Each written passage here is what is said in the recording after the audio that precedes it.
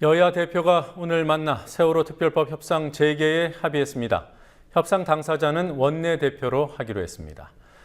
오늘 첫 회의를 가진 민주연합 비대위에서 문재인 비대위원은 새누리당이 세월호 특검 신뢰 방안을 내놓으면 유가족들을 설득하겠다고 말했습니다.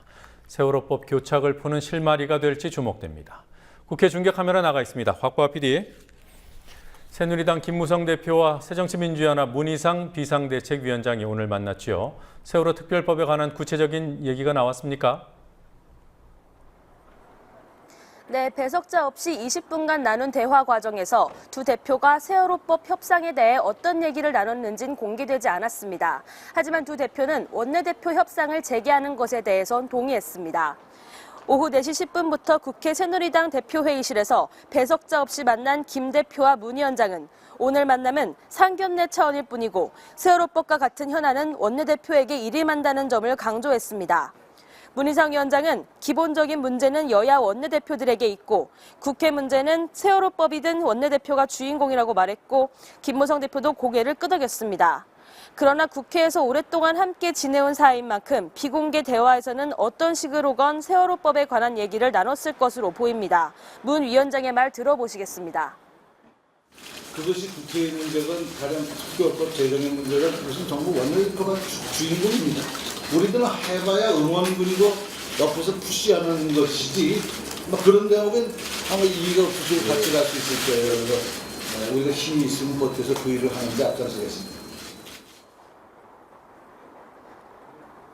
회동후 김영우 새누리당 수석 대변인과 유기용 민주연합 수석 대변인은 공동 브리핑을 열고 두 대표가 정치를 복원하고 국회를 빨리 열 것과 국회 일정과 세월호 특별법에 관련해 양당 원내대표 간의 대화를 재개하기로 했다는 두 가지 내용에 합의했다고 전했습니다. 문희상 비대위원장이 주재하는 민주연합 비대위 첫 회의에서 문재인 의원이 세월호 특별법과 관련해서 새누리당이 유가족들을 설득할 만한 대안을 내놓으면 유가족들을 설득하겠다 이런 말을 했더군요. 어떤 맥락에서 나온 말입니까? 네, 문재인 비대위원은 새누리당이 세월호 특검에 대한 신뢰를 어떻게 보장할 것인가 대안을 내놔야 한다면서 그렇게 된다면 우리 당과 제가 나서서 유가족을 설득하겠다고 말했습니다. 문 비대위원은 유족들이 동의할 수 있는 데까지 가야 한다며 이렇게 말했는데요. 유족들이 양해하는 데까지 가야 한다는 문희상 위원장의 입장보다는 강경했지만 여당이 대안을 만들면 유족을 설득하겠다는 점에서는 다소 여지를 남겼다고 볼 수 있습니다. 정세균 인재근 비대위원은 원칙을 강조했습니다.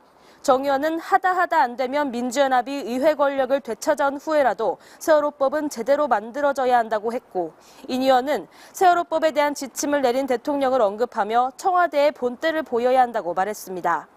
한편 개파수장 연석회의라고 불릴 정도의 비대위를 구성한 문희상 위원장은 실천 가능한 혁신을 강조하면서 큰 폭의 혁신보다는 당 조직 정비를 안정적으로 끌고 나가겠다는 뜻을 드러냈습니다. 그러나 이전 지도부에서 비주류였던 개파들이 비상 상황에 당권을 장악해 주류가 되고 직전 당권파가 비주류가 되는 개파 정치 폐해의 무한 반복이라는 정동영 상임고문의 비판, 각 개파 수장들로 구성된 원로회의라는 조경태 의원의 비판 등이 오늘 있기도 했습니다. 부자 감세는 없다는 김무성 새누리당 대표의 발언이 논란이더군요. 박영선 민주연합 원내대표가 맞짱 토론을 제안했죠. 네, 김무성 대표의 19일 발언이 단초가 됐습니다. 김 대표는 당시 주요 당직자 회의에서 내년 예산안을 놓고 민주연합이 서민 증세, 부자 감세 공세를 펴는 것에 대해 지금까지 부자 감세는 없었다며 야당에 사과를 요구했습니다.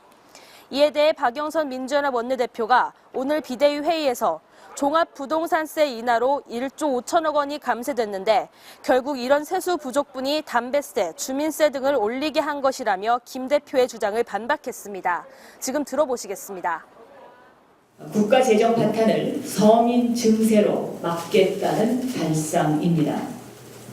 부자 감세가 없었다고 주장하는 김무성 대표에게 맞짱 토론을 제안합니다.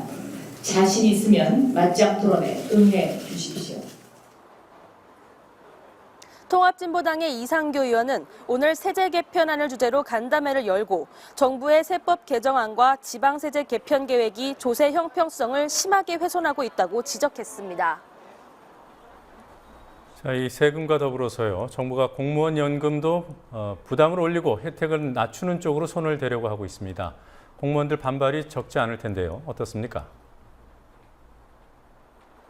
네, 100만 공무원들이 등을 돌릴 수 있지만 정부와 여당은 2016년 4월 총선까지 1년 7개월간 선거가 없는 지금이 바로 연금 제도 손질의 적기라고 판단한 것으로 보입니다.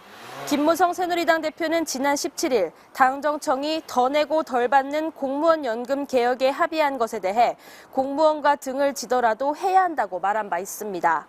정부의 공무원연금 개혁안은 2016년 이전 임용된 공무원의 연금 납부액을 2026년까지 20%까지 더 올려 더 내게 하되 수령액은 평균 소득 대비 연금의 비율, 이른바 소득 대체율을 현재의 57%에서 40%까지 낮춰서 덜 받게 하자는 게 골자입니다. 수령액은 평균 소득 대비 연금의 비율, 골자입니다. 이에 대해 공무원들의 반발이 거세지고 있습니다. 오늘 새누리당의 요청으로 한국연금학회가 국회에서 열려고 했던 정책 토론회는 200여 명의 전국 공무원 노조 회원들의 저지로 30분 만에 무산됐습니다.